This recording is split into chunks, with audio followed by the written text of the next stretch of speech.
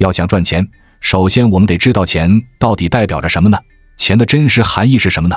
我想，只有首先了解了任何事物背后的本质之后，你才能够真正搞明白如何把这个事情做好。钱也是一样的，你只有真正理解了钱的本质含义，你才能够真正跳出钱，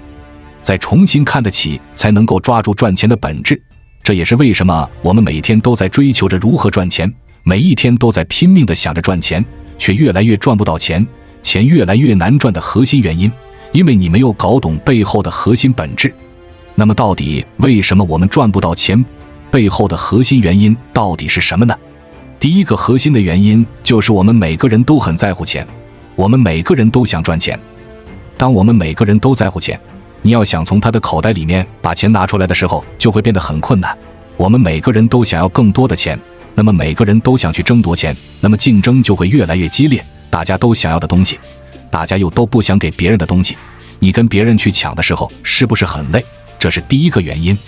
第二个原因就是你会发现，在这个时代，信任是很难建立的，人的欲望是很难给它激活的。你现在要激活欲望，这个是需要很强大的营销功底的。如果说你营销功力不足，就很难给别人去建立信任，很难给别人自己欲望你的产品，就很难销售出去。所以说赚钱就会变得很难。那么基于这两个原因，我们会发现钱当然很难赚的，对不对？艺人们在乎钱，所有人都在抢钱，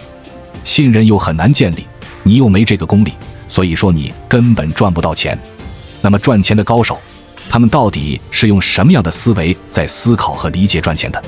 他们到底是怎么操作的？他们的核心原理和操作的心法是什么？现在的我们来一步一步来剖析我们赚钱的目的到底是什么。其实如果说我们仔细想一下的话呢，也不难总结出赚钱的目的。其实赚钱不就是为了换取你想要的资源吗？比如说，我想让别人感觉我是一个有身份的人，是一个有能力的人，我就可以用钱去换豪车、买品牌、出入高档的场所。再比如说，我想吃好吃的东西，我就可以花钱去买到自己想要的好吃的各种好吃的食物。总之，不管是你物质上的满足还是精神上的满足，这都是你用钱想去换的资源。也就是说，我们赚钱的目的是换取我们能够生活的更好的资源。如果说你刚刚听明白了我上面讲的赚钱最终的目的是换资源，那么我们就不难得出一个简单的公式：资源就等于钱。那么现在你可以在大脑里面形成一个这样的画面：资源就等于钱的这个公司在你大脑里面啊，最好选择一个画面。你再回想一下，古时候在没有货币出现之前，是不是就是在用资源交换资源？也就是我们俗称的以物易物，对不对？那个时候资源本身就相当于钱，也就是说钱的核心意义在于换取自己想要的资源，资源本身就等于钱。那么钱的核心属性又是什么呢？钱的核心属性有两个，第一个，钱是交换的货币，其核心就是交换的一种信任。你用钱用现金去买东西的时候，你用现金去请别人做事情的时候，别人是不会怀疑你的，它能够让陌生人之间进行交易，这是第一个属性。第二个属性就是钱，它能够撬动一个人的欲望，因为你透过钱可以买到别人的行动，有钱能使鬼推磨，所以说钱既代表着信任，又代表人的欲望，这是钱的两个本质。人之所以不成交、不购买你的产品，是因为他不信任你，或者是因为你没有激起他马上行动的欲望。那么钱为什么能够马上行动呢？就是因为钱它能够快速地建立起，能快速地激活欲望，这就是钱的威力。还记得我们前面总结的公式吗？我们前面说到资源就等于钱，那么现在我们又知道了钱又代表着信任和欲望，那么我们可以继续得出一个等式，那就是资源同样能够撬动信任和欲望，因为资源等于钱。可能说了这里呢，你会有些云里雾里，不过没关系呢，下面我会帮你把我们刚刚讲的这几个逻辑捋顺一下。理顺之后，我们再来看我们的世界要怎么干，我们的钱要怎么赚。既然每个人都想要钱，每个人都想省钱，每个人都想少花钱，人们都把注意力盯在钱上面的时候，那么你就把钱让给别人，你只要资源。当你不要钱，把钱给别人的时候，别人都愿意把资源给你。其实把资源给你就相当于把钱给到你了，对不对呀？能理解吗？因为我们前面讲到过，资源就等于钱，对不对？东西不要钱的时候，你只跟对方换资源的时候，对方他会心甘情愿地把资源给你。你会发现，所有的人都愿意把资源给你，他们自己选择把钱拿走，这就叫做顺应人性。刚刚推理的这么多，我们讲到了资源等于钱，钱又代表着信任和欲望，然后呢，我们又把它提炼成了资源同样能够撬动任何欲望，能够使最后成交。那么其实我们推理这么多，最后就总结出一句核心，就是当所有人都想要钱的时候，你就把钱让给别人，你只要资源，所有人都愿意把资源给你，把钱留给自己，如此一来就顺应了人性，所以你干什么事情都很顺。下面思考几个问题：一、创业做生意的目的是赚钱，为什么赚不到钱？为什么钱不好赚？一、因为人们都在乎钱，人人都想争夺钱。二、因为人的信任和欲望很难激活，需要超强的功底。二、赚钱的目的是什么？用钱换资源，得出一个等式，资源等于钱。三、钱的本质是属性是什么？钱代表信任，钱能激起人的欲望，钱是最好催促对方行动的道具。四、基于上面的逻辑，因为资源等于钱，钱又能撬动信任和欲望，那么资源同样能撬动信任和欲望。结论：一、普通人天天盯着钱，用产品去换钱，天天跟别人去争夺钱。二、高手天天盯着资源，用资源去撬动资源。总结一句核心：所有人都想要钱，你把钱让给别人，你只要资源，所有人都愿意把资源给你，把钱留给自己，如此一来就顺应人性了，所以干什么都会很顺。高手赚钱都是用资源换资源，那么既然高手都是用资源去换资源，那么资源都有哪些类型呢？在我们进一步探索之前，别忘了关注才知道并点击小铃铛，我们将继续揭示更多关于金钱的真相，助你迅速实现财务自由。先给你梳理一下资源的分类，你就更清楚地知道接下来需要跟别人换什么资源。资源有人、名、技、投、权、资六大类。那么这六大类分别是什么意思呢？我怎么给你分析一下？人代表的是劳动力，代表着人脉，也代表着渠道，因为渠道里面有人吗？还可以代表你手上有多少客户数据，有多少人关注你啊，这些都是人方面的资源。那么名代表什么名呢？包括口碑，包括了影响力，包括了知名度等等，这都可以叫做名的资源。那么第三个技呢？包括了技能、专利、绝活等等，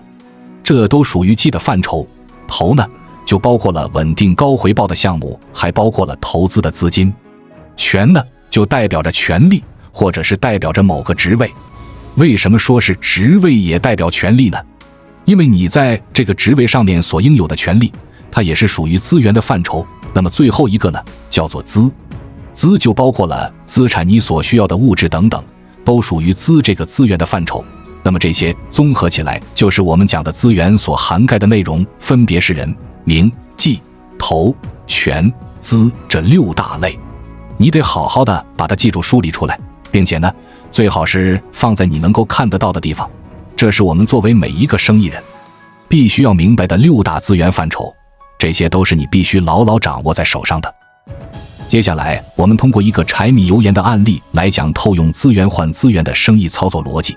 我把整个模拟的这个推演过程给大家叙述一遍，相信你们能够重新认识到赚钱的逻辑。比如说现在你看好了一款植物油，你就准备做这个植物代理。那么接下来你会怎么去做呢？按照传统的运作，是不是开始花钱打广告做宣传，渴望告诉所有的人我的植物有多好有多健康，对不对？同时你还会去请销售人员去帮你去跑渠道，去帮你去跑市场，希望能把这些货铺到各个商超。最后呢，铺进去之后不断的搞促销，不断的宣传，这是不是就是常规的运作路子？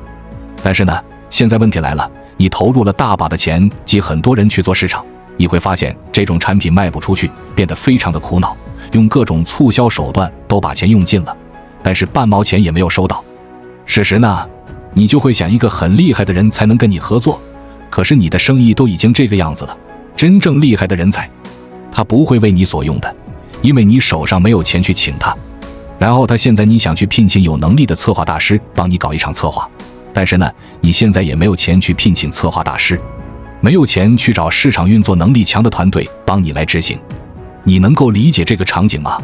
我们的传统生意是不是都是这么干的，也都是这样的结局，对不对？刚刚我讲的这种现象，是不是就是用产品去换钱，对不对？用产品去换钱为什么会难做呢？第一，就是因为你在用产品去换钱的时候，人家都不愿意把钱给你，他们捂着口袋，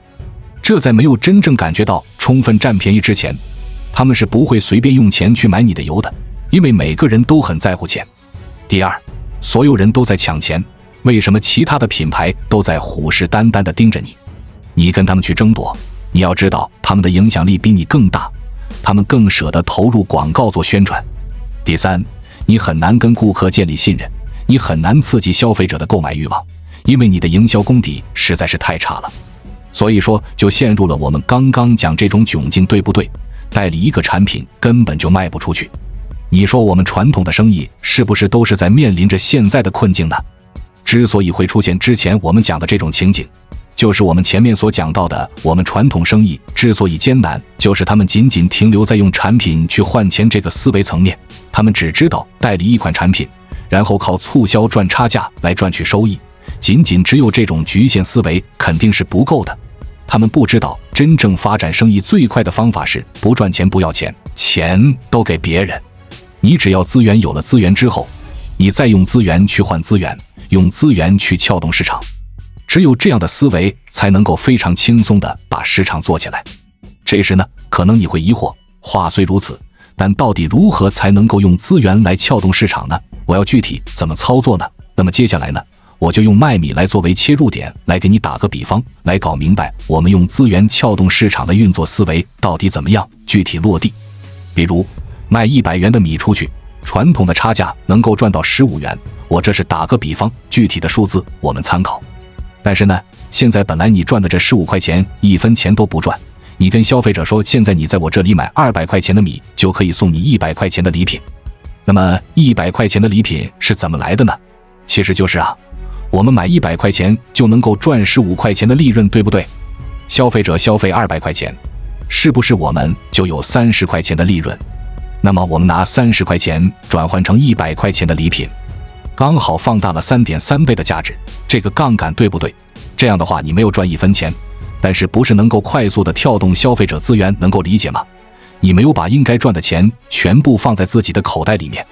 我是通过采购礼品放大价值的形式回馈消费者，是不是就可以换取大量的消费者资源？你可以想象一下，如果在你们当地有2家米店，第一家店你买200块钱的米啥也没有，但是到另外一家你买了200块钱的米，还能够送你100块钱实实在在的礼品，在家里都能够用得着的产品，是不是毋庸置疑？消费者肯定会选择后者。按照常规的逻辑，别人根本就想不明白你为什么能够这样去做，因为你根本不赚钱，对不对？但是你清楚地知道你的目的不是赚钱，你的目的去换消费的资源，所以说通过这样的运作就能够吸引大量的消费者资源，这就顺应了人性，那消费者真正实实在在地占到了大便宜。但是呢，在真正运作的时候，消费者购买200块钱就送100块钱礼品，你不是对每个人都开放的，你只提供给你的会员，也就是说只有你的会员才能够获得消费200块钱送100块钱礼品的这个资格。那怎么才能够获得消费200块钱送100块钱礼品的资格呢？那么现在你设定一个门槛，只要消费者花39块钱的现金办理成为你平台的会员就可以了，他就可以享受到今后消费200块钱送100块钱的这个顶级福利。并且呢，为了促使他更加没有抗拒力，你还推出这样的主张，现在你只要办卡的话，我还送你1盒39块钱的袜子。我想如此一来，消费者依旧是没有办法去抗拒你办卡的这个主张的。好了，现在呢，你的主张已经可以让消费者做到无法抗拒的。那么我们如何才能够让更多的人来办这个会员卡呢？我们就发动我们的消费者拼命给我们做转介绍。所以说呢，就是消费者针对我们已经办卡的会员，我们还推出这样的主张，你告诉他，成为会员就可以买米送礼品，这么好的政策，你要不要分享给你的朋友呢？我现在告诉你个好消息，只要你推荐一个人过来办卡，我还送你一双袜子。你可以想象一下，这样吸引会员的速度会更快，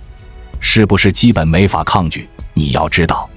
他办了一个卡回去之后，他可以分享给自己身边的朋友。你赶快到那里去办一个卡，我带你去。然后呢，你办卡之后，你买200块钱的米，你就送100块钱实实在在的礼品。并且呢，他们厂家现在为了推动这个活动，我带你去，我还能够拿到一个袜子呢。那半开玩笑的形式就把朋友拉过去办卡了。那我们来分析一下，一双袜子10块钱的成本，只要你找厂家批量去定制的话，那么现在他办一张卡，你送一双袜子给他，他又转介绍一个，你就送他1盒。他转介绍办卡的人本来还可以得到1盒，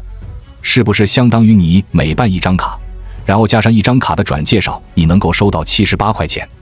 然后再减去3盒袜子30块钱的成本，是不是还能赚到48块？48除以2，是不是相当于你每办一张卡出去，你每办一个会员出去，你就能够赚到24块钱？这个24块钱就是你的利润，这纯利润你就可以拿出一些来作为补贴前期运营的开支，请他来帮你打理各种运营事务性的工作。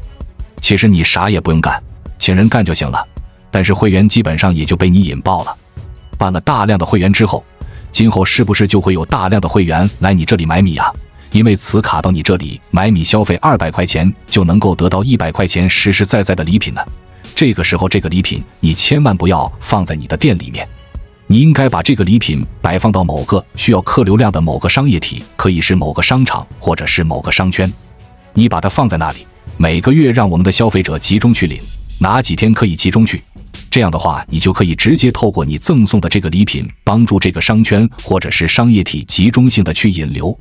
这个时候如果说你跟这个商场或者是这个大型的商业体去谈，还要给合作呢，